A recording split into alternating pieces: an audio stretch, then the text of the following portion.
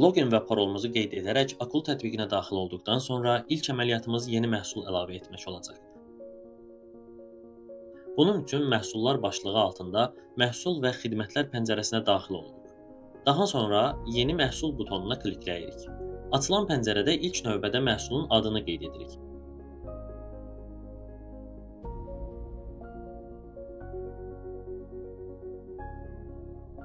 Əgər məhsulun barkodu varsa, bu bölməyə barkodu qeyd edirik.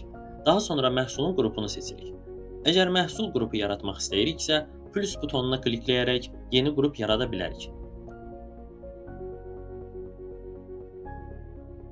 Son olaraq məhsulun alış qiymətini və satış qiymətini qeyd edirik.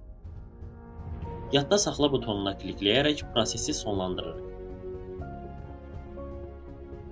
Həmçinin yadda saxla və yarat butonuna klikləyərək mövcud məhsulu yadda saxlayıb yeni məhsulu yaratmaq üçün səhifəni yeniləyə bilərik. Bağla butonuna klikləyib məhsullar pəncərəsinə qayıtdığımız zaman artıq məhsul çeşidimizin yaradıldığını görəcəyik.